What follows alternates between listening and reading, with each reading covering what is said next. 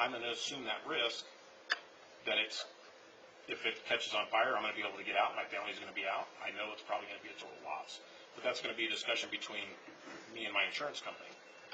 So as I know the need, but I look through, there's a lot of things in this that are in our updated ordinance. Some need to be there. I get it. Some need to be there. But I noticed in here that we're taking a lot of things out of our current ordinance that were exempt from a permit, and we're taking those things out. So now we're increasing items that need permits. So now we're putting another burden on property owners. So if they got to pull a permit. Sarah, you and I had a conversation this past week about a permit for drywall, for instance, right? You told me a minimum it's 100 square feet. Anything more than that, you need a permit. Well, I can buy 100 square feet of drywall for like $50.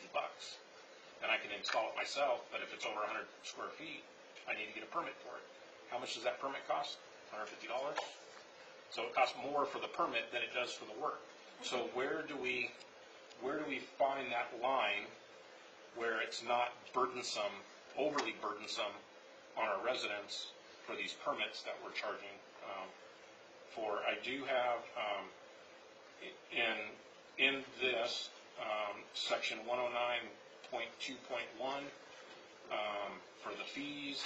I have in here a note for A 109.4. There's some language in there that has been added. It's in the red line language that's been added. My question for the city attorney, is it legal that the language that we're putting in there, is that going to open the city up for potential litigation at some point in time? And then there's language in here about if somebody has an appeal, there's the establishment of an appeals board that's a 5-member panel that's works at the pleasure of the council. But in there's language that's in this ordinance that really strips away any authority that they may have.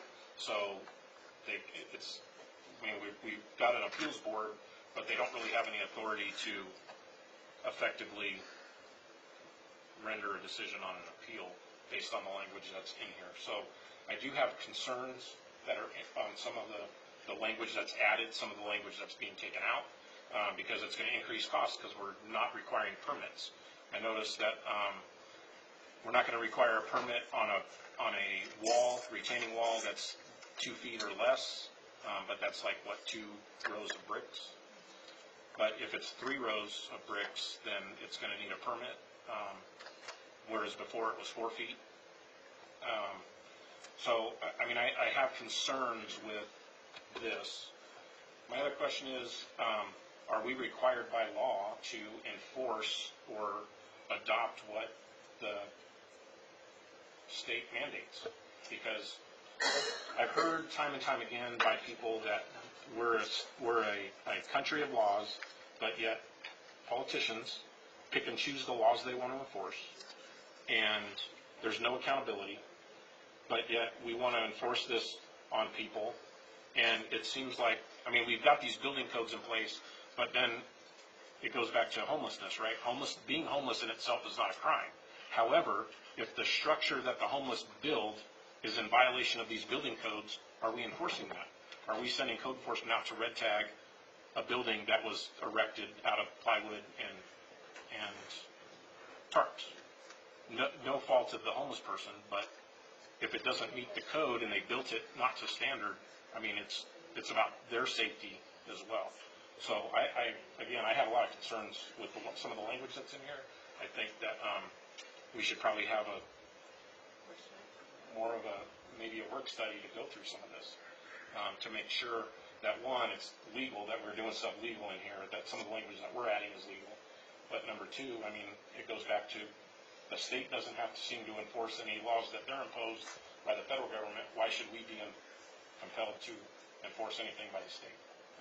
I'm happy to review any specific language that the council has with regard to legality. We've been through it one time already. Happy to look at specific sections again. But there is a typo on page 318. And I'm not trying to be funny about that. We need to make sure that it's right before we make it. So there, I mean, it's a small text. With regard to your second question, are we required to adopt them? Yes. If you don't adopt them, they go into effect anyway, and your building permits have to correspond to the adopted uniform codes. Really, the latitude we have is to adopt local variances to some of the provisions, but we have to make findings to do that, and they have to be based on local geologic, topographical, or climatic alternatives. Yeah. Report. And so, I mean, as far as the staff report itself, I think that was very thorough and met the requirements, but there's some language that I have concerns with. I'm happy to review that with. Well, if I may address some of that, Councilman Percival, one of the things that Sarah made a significant effort to do with this code cycle is that every 3 years the city has adopted amendments to the California codes, primarily to the administrative codes, which deal with permits, exemptions, fees, that sort of thing. What's happened in the past is you have the California codes, which are amendments to the International Conference of International Building Codes, and then you have city amendments. So what the staff has to do, and what any builder has to do, or contractor, is look at first the amendments, or first the ICC codes, then the California amendments, and then the city amendments. What Sarah's tried to do is to take those city amendments to the California codes and integrate them into one unified code so that you can just read through it and say, okay, here's the requirements. I don't have to jump back and forth between two documents to determine what that is. So yes, there are a lot of red lines in there because she's taking that to integrate that all into one document. The number of actual changes that we're making this year as compared to last year are basically those 4 areas that were outlined in the staff report. So the requirements that you see in many of those sections are the ones that the city has had in place for several code cycles. Now, one of those that dropped out in one of the previous code cycles was the requirements related to unreinforced masonry buildings. And we're putting that back into the code, which got accidentally deleted in the past. And I understand that, but I want to preface this too, but is that if these buildings that are the unreinforced mason buildings have been built years and years and years ago. We've had millions of earthquakes since then, and some of these buildings still stand. And I understand they need to be safe. And that's exactly but they still stand. What we're doing is we're adopting the minimum requirements of state law with respect to uniform unreinforced masonry buildings. We're not requiring them to be demolished, which actually the city did in their codes in the past. I know other cities in Southern California have that requirement. Right. So we're going back to the minimum required by state law, which basically is that the property owner must post a sign on the building advising people that it's unreinforced masonry construction, and any sale or lease of the building, the property owner must advise their tenant or the person they're selling it to that it's an unreinforced masonry building. So we're actually looking at requirements that are less than what the city had in the past. With respect to the other things, as I say, for the most part, we're continuing the requirements the city has enacted over several code cycles, and there are, as you described, state mandates, and they are that. They are mandates. We are required to enforce those things. Go ahead.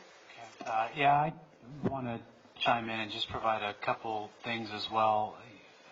Oftentimes we get complaints from the development community about the processes in the city of Hemet are this way or that way. So I can appreciate Sarah and community development's efforts in trying to streamline, combine all those elements that Nelson alluded to so that there aren't those instances where we have individuals that are having to look at different items in order to figure out what they have to do. So I can appreciate Sarah, Nelson, and the rest of the team in community development doing that so that we can essentially create some consistency and streamline it essentially so that folks aren't having to look at different books or items to figure out what they all have to do. And I do want to throw in that I do appreciate staff's job on trying to consolidate and streamline this. my biggest beef is with the state of California, who keeps saying we need affordable housing, and yet we're doing everything we can to make it unaffordable and being mandated. I mean, we just got hit with our RENA numbers, and it's not looking good for Hemet with the number of housing units that are being required. But yet, again, the city doesn't build houses. Developers build houses. And if we make it expensive and they can't make a profit, then they're not going to build houses in Hemet. And we're going to be still... And as the council knows, staff prepared an extensive comment with respect to the RENA and WRCOG. Make a comment to Chris that I thought that your comments were spot on. WRCOG actually incorporated a lot of our comments into the WRCOG response to SCAG. So we very much understand your concerns about RENA and have been working very hard to try and address those. But as you say, we're kind of the lone voice out there in the wilderness sometimes. For the purpose of the public, would you explain what RENA stands for? Thank you, Mayor Wright. Yes, RENA is the Regional Housing Needs Allocation. It's prepared initially by the state every 6 years, distributed to the COGs, the councils of government throughout the state, and then those councils of government, in our case, the Southern California Association of Governments, allocates those to cities. There's a lot of politics in the process, and unfortunately, LA County is the 900-pound gorilla, so they kind of control the process. So anyway, we're off on a whole different subject that Yes, we can discuss at length. But to focus back on the building codes, this is something, we're trying to adopt things that work well in Hemet. And these are things that we've used, for several cycles. If we don't adopt local amendments, then we'll have to enforce the state codes as written. That creates a number of issues for us in the city that we're trying to address. Well, and I appreciate that we need to have some local information in there because California is a very diverse state. And not everybody that lives in LA wants to live in Idlewild, and not everybody that lives in San Francisco wants to live in Fresno. So, California is very diverse. Right. So I understand that. Linda? Yes, just one question. In section 113, which deals with the Board of Appeals, do we have a Board of Appeals that has been established? Do we wait until we get an appeal to do that? Or can the Planning Commission sit as the appeals board? Well, we haven't had an appeals board in probably 15 years. So the city attorney's office wrote that section of the code to defer the appeals board to be the city council. In absence of the appeals board is the city council. Okay. Then just to add on to that, as Michael, on that section on page 113, line 7 of A113-1, there's a typographical error. It says tis, it should be its. Its pleasure. It's its pleasure. Is that the one you found? Oh, okay. Well, see, we found the same one. That's good. Okay, that's all I have.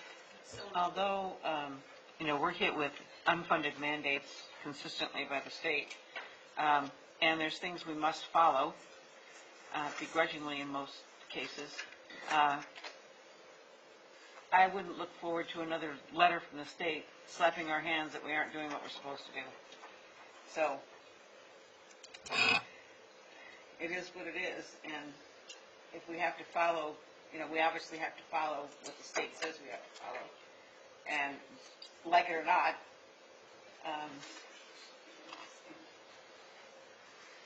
If I may also interject one additional item, the way the building codes are adopted is different than the way we do everything else. So we're used to adopting ordinances by having the first reading at a public hearing and then second reading, which is then adopted. Building codes are different, right? So tonight we're introducing this item for first reading and asking you to schedule a public hearing on November the 12th. So tonight we're introducing this to you. We'll certainly make every effort to address the issues that you've raised. But the actual public hearing, when we advertise this to the public, will be at the meeting when you set the public hearing, and we're asking to to set that for November the 12th. So there is another opportunity to address this actually at a public hearing. It's a little different than the normal process for ordinances. Thank you. Were there any members of the public that wish to speak on this item? No, Mayor, right there, no members of the public that would like to speak. Okay. With that, the recommendation is to introduce by title only and waive further reading. But we will be having a reading. No, we'll have a public hearing. A public hearing, Okay. right. You don't want to read the entire ordinance. Correct.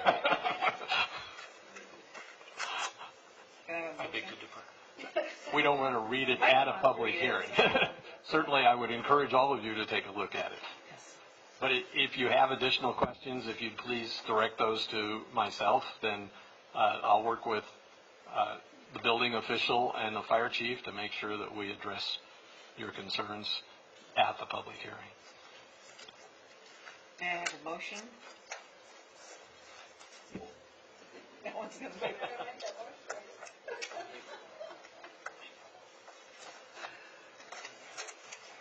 Bear in mind, it's going to come back. Well, I certainly appreciate all of the in-depth commentary offered by my colleague on this subject, and he's obviously coming from a position of much more enhanced knowledge on building and marketing than I. But I think the bottom line clearly is that I put this in the category of it's in our circle of concern, but not in our circle of influence. And so we're pretty much stuck with what we have to do. And I appreciate the overarching effort that our building department has done to try to consolidate things as best possible to make it a little bit more user-friendly, which is certainly within our best interest. So with that, I'll move the staff recommendation that we introduce by title only and waive further reading. Since no one else will, I'll second that. I have one more comment. It's just like the speed limits. It's like, it doesn't matter. It doesn't matter if we're elected officials. We don't get to decide. It's just frustrating to me. Welcome to politics. Please vote. Jeez. This is, well, mine is yes. God. Otherwise, it's abstention. It's a yes. And so, if you'll have city clerk, if you'll read the ordinance title, please. Okay. For the record, it is 3 yes and 2 no's. And the title of the ordinance is An Ordinance of the City Council of the City of Hemet, California, amending Chapter 14, Buildings and Building Regulations of the Hemet Municipal Code and adopting by reference Parts 1 through 12 of Title 24 of the California Code of Regulations and the 1997 Uniform Housing Code and the 1997 Uniform Code for the Abatement of Dangerous Buildings as amended by the City Council based on the Council's finding that local climatic, geological, or topographical conditions render the local amendment reasonably necessary. Thank you. Okay, thank you. Move on to item 8B. Consideration to approve an itemized purchase request for emergency medical dispatch related equipment funded by the AMR penalty fee.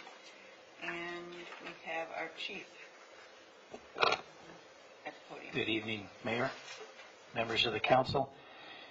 Before you is an item that very important towards, I'll give you a little background. EMD, Emergency Medical Dispatch, is one of our joint between police department and fire department, since we share our dispatch priority projects that we've been working on the last 2 years.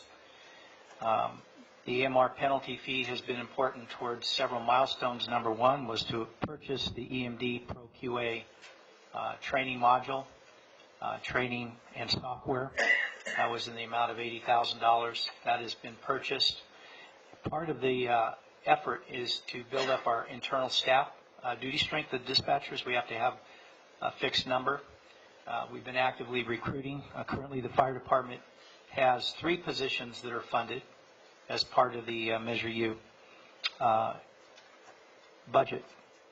Before you tonight is to approve the utilization of the $17,000 supplemental fund balance as previously approved under account 110-3200-5400 is funded by the AMR penalty fee for the purchase of emergency medical dispatch equipment, and of course authorize the city manager to approve the purchase order.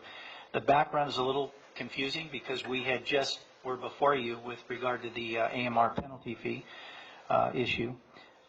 When, as you know, we approved the purchase of our Knox Key securing devices. We will be coming back to you with inventory of the soft supplies. That following Friday, we worked with the PD and was notified that we finally got the bids squared away for the purchase of the console and related furniture. So I underscore that because these are very dynamic. They happen quickly, out of sequence oftentimes. So that's why this is before you. But under background, we give you kind of why we're here today, again, on the same item. All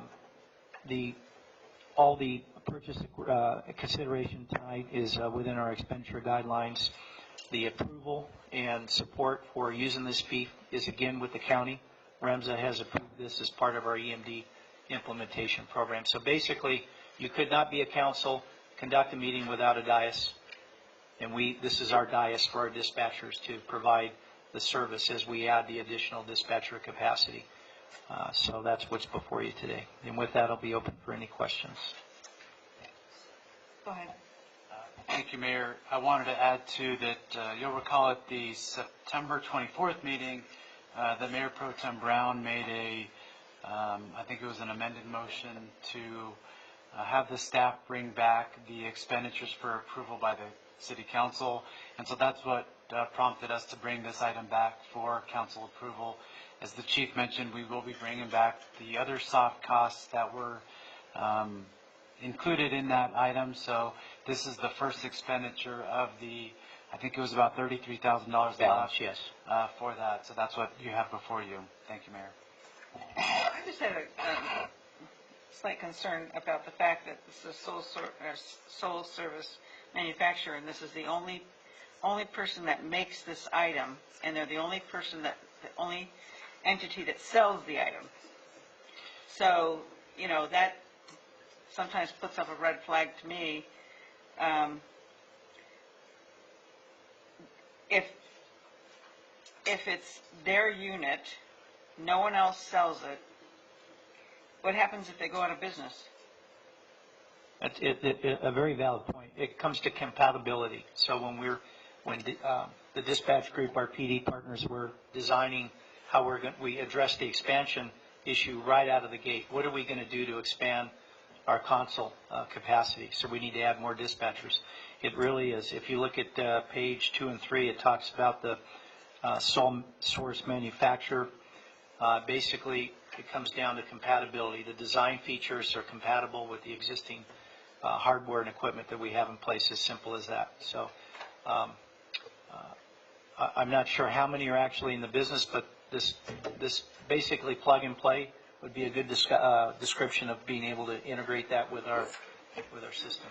Yeah, I just don't want to hear 2 years down the road that there's no way to get parts, there's No, no way to get I anything, and we're understand. starting from scratch again. Right. So my question then is going to be addressed to the police department.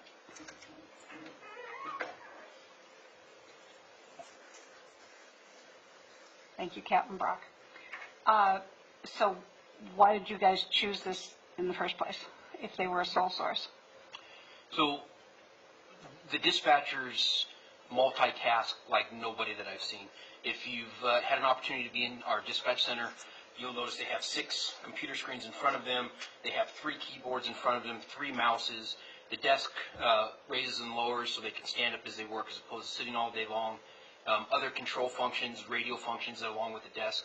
And we expect them to do that by motor programming and muscle memory. To add a different manufacturer in there and to have things at different locations, if they're sitting at one console today and they have to sit at another console tomorrow and everything's in a different location, that's asking a lot from a dispatcher that has to listen, type, look around, be familiar where all the where all the units are, look at the screens up top. I mean, there's just a lot to do. That's a primary reason why we stuck with this same vendor. The vendor's been around a long time. They did our dispatch center originally. Parts are available. They're very responsive when we call, and we have to have pieces of those desks because they're just not your standard desks fixed or replaced. But it's primarily, like Chief Brown said, for consistency and being able to multitask effectively. Thank you. Yes? Yeah, just a comment about that. In my former career, I had an opportunity to be the project manager for communications revamp in the department I work for. And we went through a lot of the same issues, trying to address compatibility and inefficiency of operation. And that was 20 years ago, so the evolution is extremely dynamic over that 20 years. But I can certainly appreciate the necessity because we had to make some modifications. Once we had the system, the whole console designed, we had an opportunity to enhance it by adding in another jurisdiction's radio. And so we had to get a component that was compatible with that whole configuration in order to accommodate that upgrade. And it was seamless. Had we not been able to do that, we would have been stuck with having to do some on-the-fly modification, which takes away from the efficiency of the operation. So I understand the world and the necessity for that, and there's just not a whole lot of folks out there that really have an efficient ergonomic console design and concept. So I can appreciate the fact that we're pretty much stuck with having to do sole source, and especially since we made the decision a long time ago to go with this particular vendor. Makes sense. And this is one of, Glenn, you can back me up on this. The changes that are underway currently with our dispatch center are significant. It's the radio system, it's our CAT system that you heard tonight, it's replacement of our microwaves. So we are in the process of major transitions. So every decision that's made has to take into account all those steps that we're taking. So the end goal is a more reliable system. We have more dispatchers to handle the ever-increasing call load, and we do that effectively and efficiently. But thank you for your comments. Okay. So this is going to add additional consoles to the dispatch center Yes. so that we can have more dispatchers in their dispatcher. Yes. Last time I was in there, it looked pretty crowded already. So they're going to be in the same room, or are they going to be in a room adjacent? Are you going to expand? I'll let Glenn deal with that. And then, and this will also help facilitate future EMD? Yes. And do we know when that's going to be operational?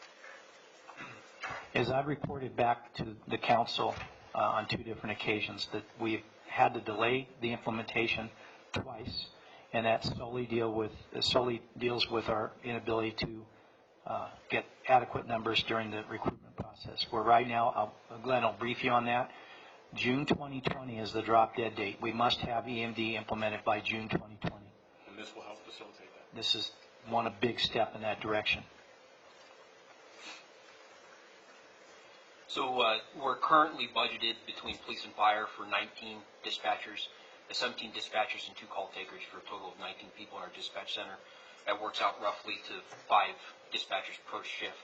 We currently have 5 dispatch consoles in there. With the implementation of EMD, the plan is to go to 5 dispatchers, because once you start that EMD call, the pre-medical advice, the dispatcher just can't disconnect. It ties up an entire console. The need for the 6th console is one, not only for critical incidents, but to have a backup console should one go down. Perfect example is right now, we have 5 consoles. We have 1 down. It's been down for 3 days based on computer issues. We hope to get that up shortly. But we have trainees in dispatch currently that now have to double up because that 1 console's down. So it's extremely important for us to have the 6 consoles in there. It will facilitate EMD and help us be better prepared for critical incidents. Clerk, are there any requests to speak on this item? No, Mayor, there are no requests to speak. Okay. With that, are there any other questions or comments? Okay. I have a few questions. So, Chief, I have a few questions regarding our staff report from 2 weeks ago, the $33,000. And my concern is that we had a lengthy discussion on the accountability process for that $33,000. So if we would have voted that night and just approved it and approved soft costs, because this is far from soft costs as presented in the staff report 2 weeks ago. You made abundantly clear, and make no mistake, council directed what actions we're going to take. We've done that. But as I made very clear, the AMR late penalty fee is not only for soft cost, it's for equipment. I gave you a line item, about $265,000 since we've had access to that account on a wide variety of equipment purchases, defibrillators, suction units, iPads, the electronic devices that our paramedics use to do the electronic patient care reporting. So soft costs are one small piece of the day-to-day uses of that late fee. And that I might add it is not city money, and it's not budgeted in or made available through Measure U or general fund. So this has been very helpful. Because it is our money because we're okaying it. So yeah, I'm not arguing in the definition. I'm just saying the rules of engagement that I'm required to be under for that. So it's definitely city money if we're approving it tonight. But my point is that your staff report 2 weeks ago, you were asking for $33,000 of soft costs. And so I'm just making sure that this is not going to impact because you have other funds. No, well, we have a balance. So as you know, this is about $17,000, which was earmarked for the equipment. We'll still have a small balance. And what we're going to be utilizing that small balance for, we may add to that by drawing down on the fund further depending on what our equipment or supply needs are. We're inventorying that with cost accounting for each of those items that we are going to purchase and have a need for. I wanted to underscore how dynamic this is. On any given week, I have needs that are not even budgeted. So we rely very heavily on this fund as intended to allow us to fix those gaps when we have needs for equipment, things that come up. I'll point out a defibrillator, for instance, that we did not have a budget for last year. We had a defibrillator that broke. We were able to purchase a defibrillator and kept all their units in service. So it's an important. I want to make a point, if I may, on what generates this is the county has the legal oversight of the quality assurance. They have the legal contract. They're the ones responsible for the ambulance, in this case AMR. And they keep the quality assurance. They hold these companies to response standards. And this response standard is you either meet it or you don't. AMR is very, very reliable. And even with the monies that we get through the late fund, that's less than 10% that they don't meet that response time. So they're an excellent company. They're a very critical partner in our response system. And so I'm glad and I'm very pleased that we have access to the monies, because otherwise I don't know how that would look for us in terms of those things that come up like this. Okay, so my question is if EMD is not going to be, our drop dead date is in 2020. 2 weeks ago we were getting soft costs, using this for soft costs for supplies, and now we have to buy this today. And so what happened in 2 weeks, or actually 2 days, because the date on the... Well, what happened is my original request was delayed. Understand the council's desire. We're going to fix that. I still have the need. The need didn't go away, but I had another need that came up, and that need was a priority item because we had a fixed time period on the final bid numbers that we had, that they would agree to hold it for 7 to 8 days. And that was Friday. They were already 4 days into it. We had contact. I said, sure, let's bring it forward. Special? What's that? They're having a special right now? It's a end of unit special pricing that we were able to get. And that was handled through the PD.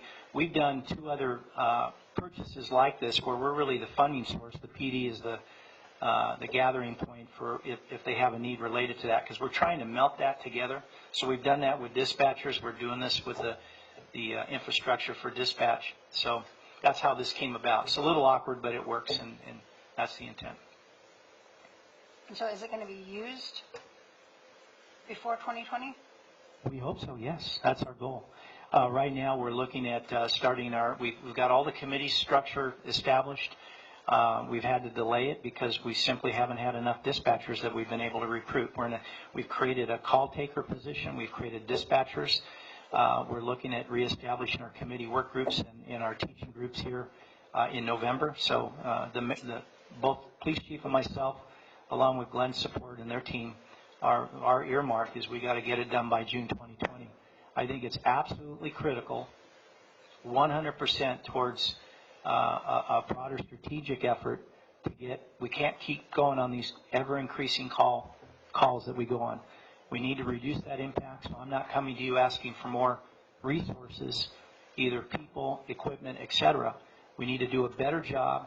We need to get into the 21st century, and this is a real important part of that, as you well know, and was identified early on as one of our primary objectives. Even more important than a fire engine is that we cannot, right now we have to go to 100% of the calls, red lights and sirens. And that's not an effective, nor is it efficient, nor, more importantly, is it safe to go on these calls, as you well know, being in the medical field, that are not medical emergencies. We've got to make sure we have some place to point and get them help. But for us... Are we getting closer? I mean, I know you said we don't have enough. I'm just, information-wise, well, yeah, we're update in a few weeks, but I mean, have they started the process, the training process of dispatchers? No, the training, we've had 3 people go, 3 of our senior team have gone through the EMD certification process. The next step is to start training our dispatchers. And that threshold is I think we're pretty close to that with the recruitments that are underway, underscoring that we have worked diligently for the last about 8 months in our efforts along with HR to get people recruited and more importantly into the system. So we're at that point. The ProQA, the training company that we hired, is a sole source, but that's the county's primary training provider. So to be consistent with them and to make sure that we're meeting all the rules and regulations consistently, that's who we have contracted with. And that was paid for by our AMR late fee. So we can point to a lot of the improvements, enhancements that have benefited this city directly without impacting our general fund, nor has it impacted our Measure U, and I'm thankful for it. Like I said, I'm glad that I'd rather be in this position and giving you that background rather than coming to you and asking for money that's going to be very difficult to try to get in this environment. So I'm pleased and I hope for your support, but thank you for your questions. Linda, did you have something to say? No, I was just going to make a motion to approve. Okay. Please do. I move approval. Second. Please vote. She already said.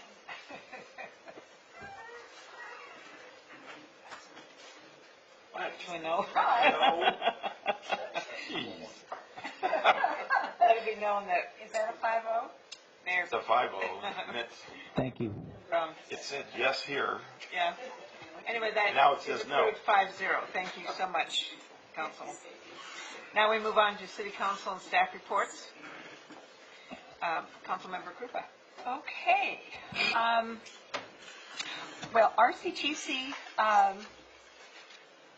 at the last meeting, we approved funding a not to exceed $4.7 million for the Mid-County Parkway to finish the final design, advertise, and award the project for the Placentia 215 interchange for the Mid-County Parkway. So that interchange in itself is going to be not to exceed $4.7 million, and then we'll go on from there. We do not have an RCTC meeting tomorrow because it is Yom Kippur, which is the Jewish New Year, and so that next meeting will be October 17th, at which both me and alternate Mayor Pro Tem Brown will not be in attendance because we'll be at the league. RTA The most recent announcement is that you can now get your bus ticket and bus passes on an app on your smartphone, iPhone, called Token Transit. And for the month of October, if you go online and buy your bus passes, you will get a 30% discount on the pricing. So if you are a frequent bus taker, October is a good month to buy. And T-Now, the Hemet San Jacinto chapter of T-Now, is tomorrow at 1 p.m. at the Chamber of Commerce office.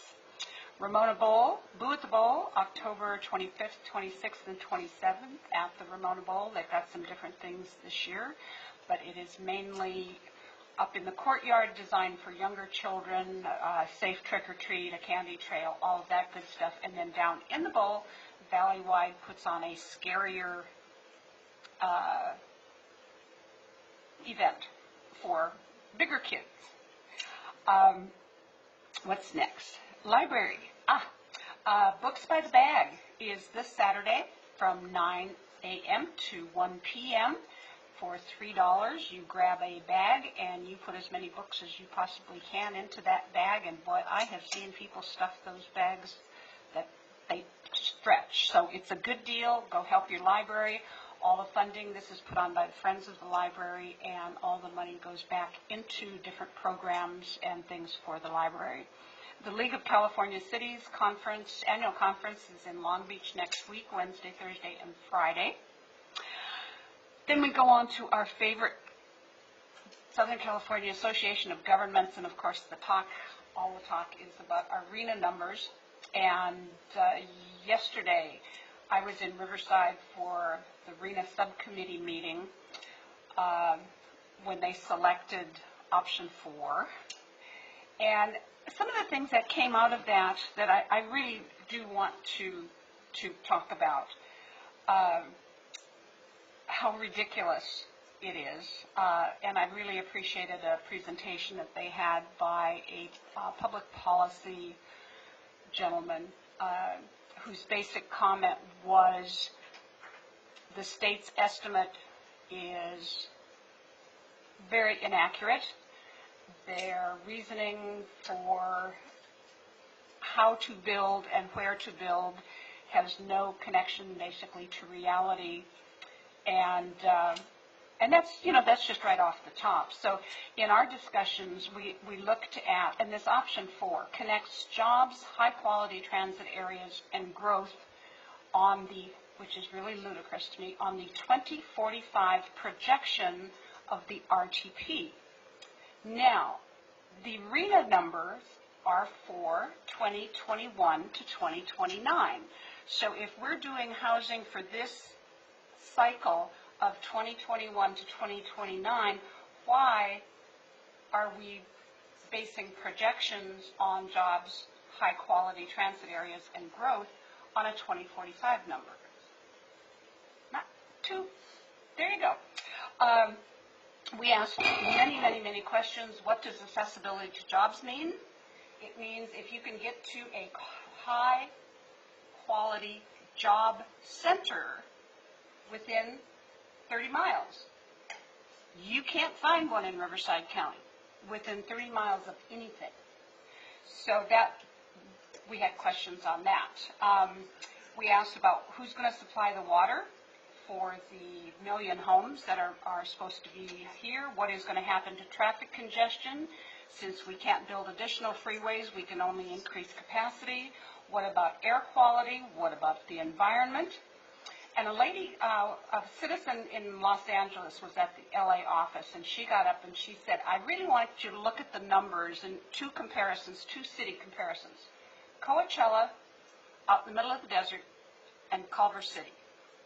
Now, Coachella, no jobs, no transportation, a lot of land, 15,000 homes for them to build in the next cycle. They have no jobs. They have no transit. Okay, what are you going to do with 15,000 more homes besides put people on the road to then drive 4 hours to get to a job? Culver City, on the other hand, job center, Mass transit mecca, 1,500 units. She just stood there and she said, where are you guys? You're not on this planet. And then she sat down. 42. Well, exactly, and they're on a major darn freeway. Yeah, 42 homes. So, this is going to be challenged. In the last cycle, I think the city had the numbers of 6,000 homes, and by challenging and threatening the state of a lawsuit, we got it down to 600. Those 600 still haven't been built. And again, to Michael's point, cities don't build houses. If you don't make it affordable, if a developer can't make money, they're not going to build a house. So, I'm done with my soapbox. I think that's a soapbox all of us could get on right now. Needless to say, there were about 12 of us from surrounding cities, including the county. The county has a number of 44,000 that they have to build. And, in Hemet, I don't think we could accommodate that many homes, mainly because of the airport, which you can't build in the flight pattern. You can't, and we have RCA land.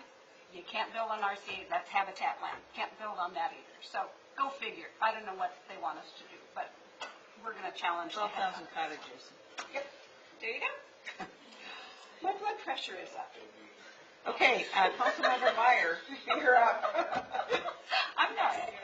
There you go. All right, RCHCA, we were awarded a grant from the Bureau of Land Management for the SKR, the Stevens Kangaroo Rat. It'll be $606,000 for the first year and $190,000 for each year after through 2024. So that's amazing. It is amazing. What are you going to do with it? Study their DNA. Because we've been doing so good at keeping them, getting them, and housing them and giving them, yes. No. That's, I know Eastern had to spend, Yeah, they are doing their Eastern had jobs. to spend $4 million to build condos for the kangaroo rat in the San Jacinto water bed, or in the Well, bed. they're coming back, so we're excited. Okay. Target practice. No, they're so cute. Okay, so and then the other thing, we are celebrating our endangered species, and we're having events with schools, and I know Hemet Unified has been able to participate. The Western Center has sent students, but they had in September, they went to the Lake Skinner Reserve, and then next week they're going to the Sycamore Highland Park in Riverside, so that's neat. That's good to see, and thousands of kids participating. Then, let's see, we have our Investment Oversight Committee. We're continuing to just review our policies and make sure that things are all in place that we have, and since we update it every year. Our next meeting is October 21st. It's a Monday at 1 o'clock at City Hall. And then one other thing that I was able to attend, and this is kind of cool, but I went and heard Opal Singleton on the sex trafficking and the exploited kids, cyber exploitation, and it was amazing just to hear the things that she had to say. And working with the youth in our valley, you can see how easily they are just led astray. And so I encourage everybody to pay attention to that. There's this, the Safe House was there, and they have several locations, but they have this app. It's What's Up Safe House. Teens can put it on their phone, and they can contact counselors right from their phone and text them. So whatever their issues are, it's for 11 to 24-year-olds. Yeah, so that's good to know. And then she gave us these bracelets, but they are, the most important thing that our teens need to hear is I believe in you. And so she has this on a bracelet. She has millionkids.org if you guys want to check it out. There's AM 590 on Saturdays at 3 o'clock. She has different, she has her speeches on there, different talks. So I just think of the kids in our valley, and it's, I know it's everywhere, but there's so many kids that don't have a lot, and so they don't have the interaction with adults, they don't have the supervision, and then no support, yeah, and so then they're just led down the street to whomever. Thank you. So, Councilmember Percival. Okay, so Yesterday, I was at RCA, and the species of the month is the great blue heron. It's the largest heron in North America, and it migrates from Canada all the way to coastal Colombia. So that's pretty much what came out of RCA. I do have, speaking of the RENA numbers and SCAG and WRCOG, since Hemet is being allocated, 14,000 units or 15,000 units that we have to build, is the state, SCAG, WRCOG, RCTC going to allocate funding for transportation infrastructure into the area so that the people that are going to buy these affordable housing in Hemet have a way to get to their high-paying jobs? Absolutely. So that's one of my concerns. The other thing too is, so I wasn't at the council meeting last week, but I was in LA at a realtors conference, and I did watch the council meeting from the website and pulled my hair out a few times, yelled at the screen, but it didn't do any good. But I think one of the things that we did talk about, it was like the big topic of discussion was AB 1482, which was the bill for statewide rent control that the people of California overwhelmingly voted down in Prop 10 in November. So it seems that our illustrious leaders in Sacramento seem to know what's better for the people than the people know what's better for themselves. So it goes back to that affordable housing thing. So statewide rent control is going to go into effect on January 1st, with the thought that it's going to reduce the cost of housing. It's actually going to drive the cost of housing up, because if we look at all the cities that have rent control currently, look at what their housing looks like. San Francisco, you're paying $4,000 a month for a studio apartment. And so, welcome to California, it's going to get more expensive. Other than that, that's all I have. I'll be in Long Beach next week at the League for the annual meeting, so I'm looking forward to that. And then I'll report out on that at our next meeting. That's all I have. Mayor Pro Tem Brown. Thank you. I don't have a soapbox. I'll just echo and support what my colleagues said on those issues. All of my current assignments, I'm an alternate, and I wasn't needed to attend anything between last council meeting and today. We can talk. I did have some fun things that I was able to do between the council meetings. On the 27th, I was asked to be a judge of a karaoke contest at Soboba Event Center. It was a fundraiser for VIP Tots.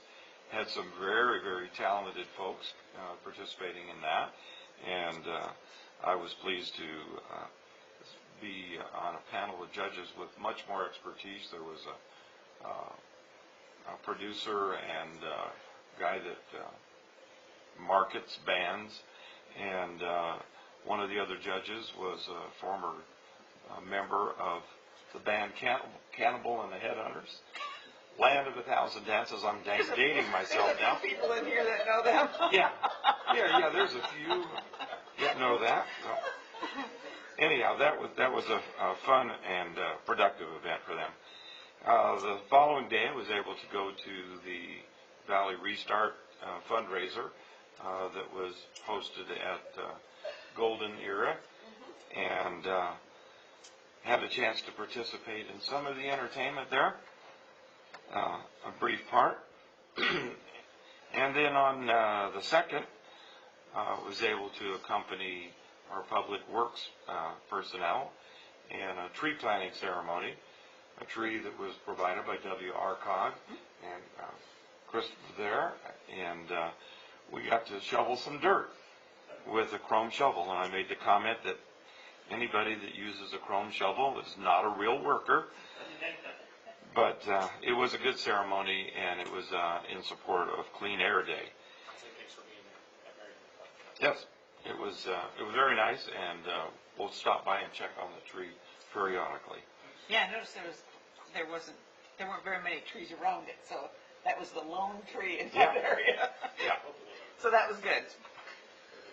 And on the 3rd, I had an opportunity. I'd asked staff to schedule interviews with 3 of the applicants for the new infrastructure commission. So 3 of the applicants reside in my district.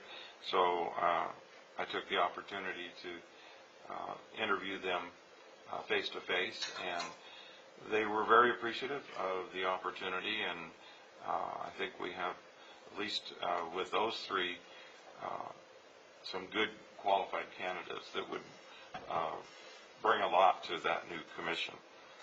And then later that same day, was able to be here in the council chambers for a very nice badge pinning ceremony.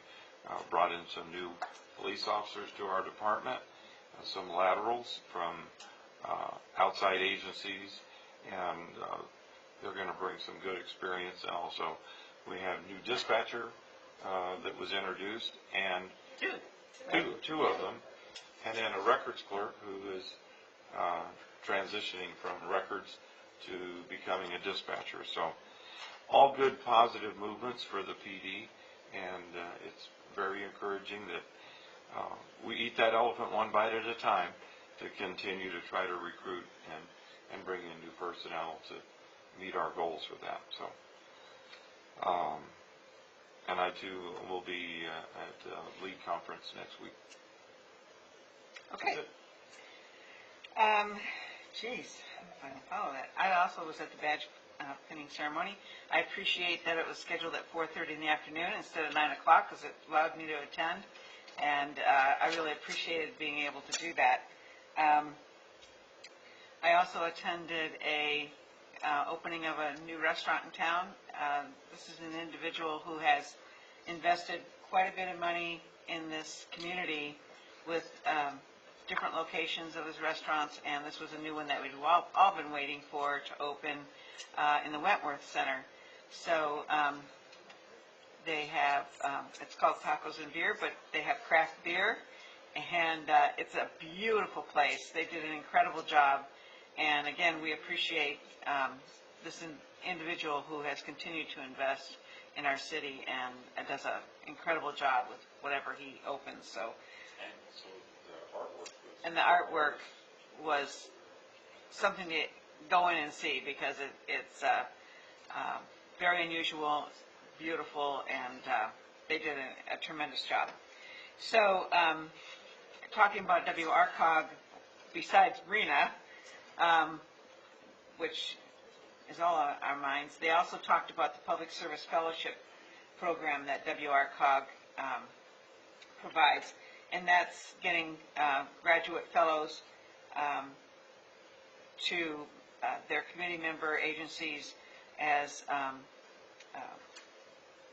for assistance, job assistance, and or position assistance to the committee members, cities that request them. And so they're starting their new round, and they'll be starting a new round come January.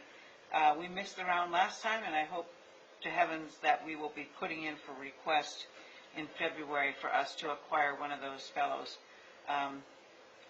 WRCOG pays for this, and it certainly is an asset for our city to have one of these individuals working in the midst of additional staff. So appreciate that. And let's see, we have well, I too attended the event for Valley Restart, and also I want to tell you that finally, I've been wanting this all year, hoping for this to happen much sooner than now, but it's finally coming to fruition, a Mayor's Business Advisory Council that we're partnering with the council, or partnering with the chamber, excuse me, and chamber is hosting, and that event will be on October 15th.